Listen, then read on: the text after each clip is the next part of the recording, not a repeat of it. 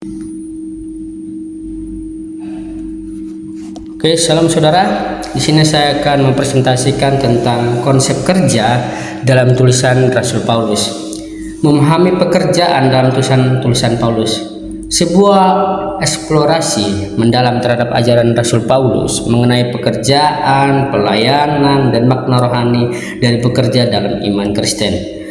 Kita masuk slide konsep pekerjaan dalam tulisan Paulus. Nah, suatu eksplorasi wawasan teologis terhadap konsep kerja sebagaimana disajikan dalam tulisan-tulisan Paulus menyoroti signifikansinya dalam iman Kristen dan penerapannya dalam teologi kontemporer.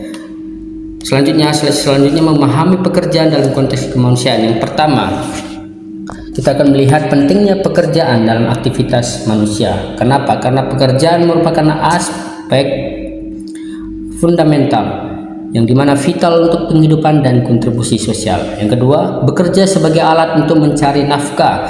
Keterlibatan dalam pekerjaan memungkinkan individu untuk menafkahi diri sendiri dan keluarga mereka. Yang ketiga, kontribusi untuk masyarakat. Pekerjaan mendorong pengembangan masyarakat, menciptakan nilai dan meningkatkan kohesi sosial.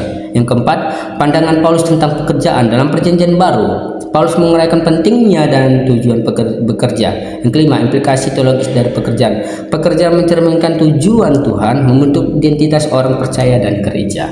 Kita akan melihat slide konsep dan karya dalam konteks teologis. Yang pertama, konsep kerja itu suatu ide abstrak yang berasal dari peristiwa nyata yang menekankan penafsiran filosofis. Definisi pekerjaan, yang dimana kegiatan yang dilakukan untuk mencari nafkah termasuk keterampilan dan tanggung jawab. Ini menurut ada dari KBBI. Terus kita melihat perspektif teologisnya. Pekerjaan dipandang sebagai tugas terhadap orang lain dan Tuhan, berkontribusi terhadap kebaikan umum dan kehendak ilahi. Selanjutnya kita melihat slide kehidupan dan konteks Rasul Paulus. Sorotan utama kehidupan dan pelayanannya. Yang pertama, kita lihat kehidupan dari Rasul Paulus. Rasul Paulus terlahir dengan nama yang awalnya Saulus dari Tarsus. Ia adalah seorang Farisi Yahudi dengan kewarganegaraan Romawi yang membentuk pandangan dunianya. Yang kedua, mengenai pendidikannya, belajar di bawah bimbingan Gamaliel yang merupakan guru yang terpandang pada waktu itu, memperoleh pengetahuan yang mendalam tentang hukum dan tradisi Yahudi yang memengaruhi teologi selanjutnya dari Rasul Paulus. Yang ketiga, transformasi, di mana dia bertemu dengan Kristus yang mengubah hidupnya, yang dari seorang penganiaya menjadi tokoh kunci dalam menyebarkan Injil. Yang keempat, bagaimana dia melakukan pekerjaan misionaris, melakukan perjalanan secara luas melintasi kekaisaran Romawi, mendirikan gereja-gereja dan membahas isu-isu teologis utama. Selanjutnya, kita akan melihat memahami pekerjaan melalui sudut pandang Paulus, yang dimana menjalani perspektif Paulus tentang pekerjaan dan iman. Kita akan lihat yang pertama, bekerja sebagai pelayanan kepada Tuhan, yang dimana Paulus menekankan bahwa semua pekerjaan harus mencerminkan komitmen untuk melayani Tuhan dan sesama. Selanjutnya, pekerjaan yang berbasis iman. Pekerjaan digambarkan sebagai ekspresi iman kita dan dedikasi seseorang terhadap tujuan, yaitu Tuhan. Selanjutnya, pekerjaan spiritual dan versi pekerjaan sekuler. Perbedaan yang jelas dibuat antara pelayanan rohani dan pekerjaan sekuler dalam tulisan-tulisan Paulus. Selanjutnya, komunitas dan kolaborasi, yang dimana Paulus menyoroti pentingnya bekerja sama dalam pelayanan dan saling mendukung. Kita akan melihat aspek dari spiritual pekerjaan, menjelajahi hubungan antara pekerjaan dan juga ibadah. Bekerja sebagai ibadah.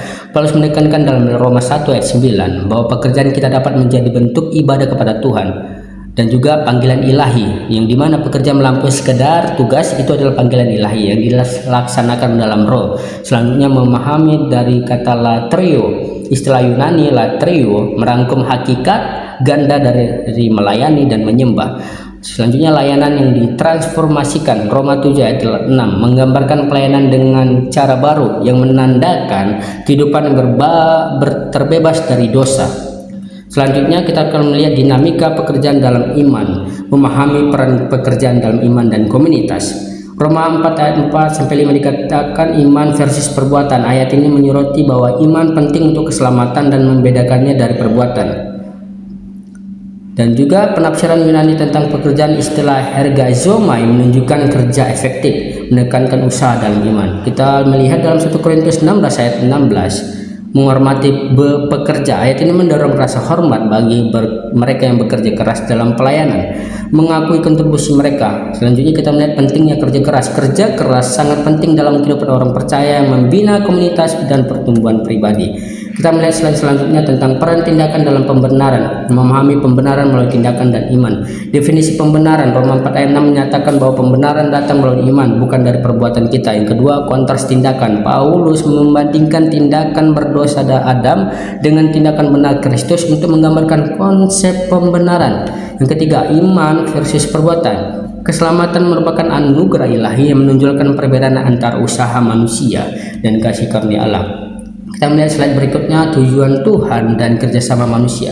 Referensi Alkitab utamanya kita melihat pekerjaan Tuhan sebagai kebenaran. Itu yang pertama dalam Roma 14 ayat 20 dan 1 Korintus 16 ayat 10 menekankan bahwa pekerjaan Tuhan mewujudkan kebenaran dan kedamaian. Selanjutnya rekan kerja dalam rencana Tuhan. Orang-orang percaya dipanggil untuk bekerja sama dengan Tuhan dalam rencana ilahinya untuk keselamatan dan pelayanan kepada umat manusia. Diberdayakan oleh Tuhan. Dalam Filipi 2 ayat 13 menegaskan bahwa Allah memberi kuasa kepada orang percaya untuk menggenapi kehendak-Nya melalui tindakan mereka.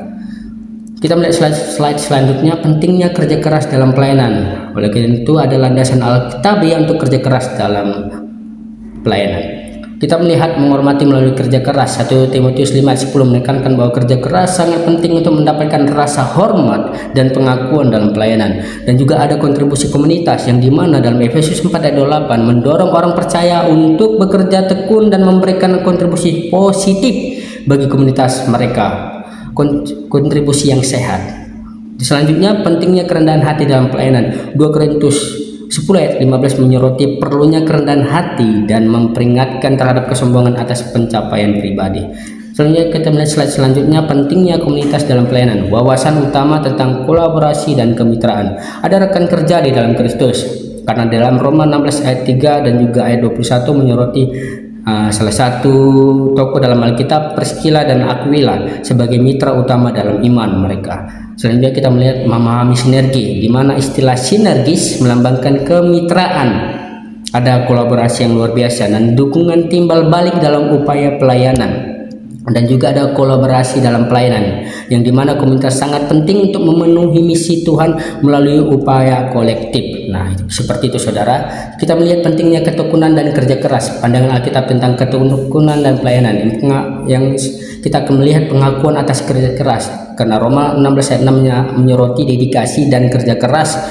Maria memberikan contoh Alkitabiah. Kita melihat hal itu. Dan ada juga dorongan untuk bekerja keras. Efesus pada 28 mendesak orang percaya untuk terlibat dalam pekerjaan yang tekun, yang mencerminkan komitmen yang kuat. Setelah itu kita melihat ada implikasi spiritual, yang dimana kerja keras merupakan tanda pengabdian seorang mukmin kepada Tuhan yang dibuktikan dengan perbuatan atau tindakan. Ada aplikasi praktisnya. Apa itu? Ketekunan dalam bekerja membuahkan hasil yang bermanfaat baik bagi individu maupun masyarakat yang ada di sekitar kita. Dan kita melihat ada panggilan untuk bertekun dalam iman, kesatuan dalam iman. Efesus 4 ayat 3 mendesak orang percaya untuk tekun memelihara kesatuan dalam roh. Ada ketekunan dalam pelayanan. 2 Timotius 2 ayat 15 menekankan pentingnya tekun dan mempersembahkan diri sebagai orang yang layak di hadapan Allah.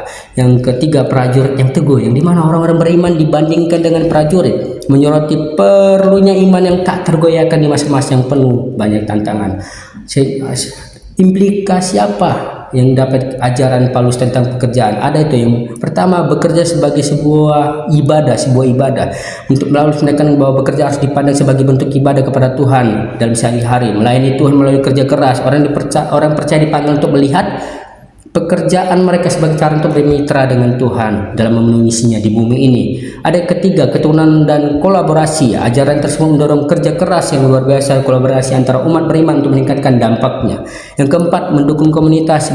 Bagaimana bekerja bukan hanya untuk keuntungan pribadi tetapi untuk masyarakat dan mendukung masyarakat. Fokus pada keuntungan. Yang kelima itu spiritual daripada keuntungan sekular. Paulus mendorong orang percaya untuk mengutamakan pahala dan pertumbuhan rohani, bukan sekedar kesuksesan materi. Ada kutipan bacaan tambahan yang kita melihatnya, surat utama, yang dimana jelas surat-surat dasar perjanjian baru yang ditulis oleh Paulus penting untuk memahami teologinya.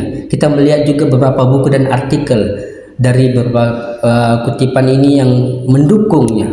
dalam konsep kerja dalam tulisan Paulus, di mana kita bisa melihat akses sebagai sumber dan komentar tulis menyelidiki tulisan dari Paulus. Ada juga sumber daya daring, temukan artikel, kita melihat wawasan bekerja menyampaikan firman, bahwa bermitra dengan Allah dengan cara apa? Ada studi dalam daya daring juga melalui sosial media. Oleh karena itu kita melihat menyelami lebih dalam konsep pekerjaan Paulus. Oleh karena itu kita bisa melihat, kita bisa bergabung, kita bisa memahami eksplorasi tentang konsep pekerjaan dari Paulus dan pengaruh signifikansinya tulisan-tulisan utama yang memberikan wawasan dan pemahaman. Oleh karena itu kita bisa melihat bagaimana konsep kerja dalam tulisan-tulisan Paulus yang sangat sudah kita pelajari. Demikian dari presentasi yang saya bisa bagikan untuk kita semua. Tuhan Yesus memberkati. Shalom.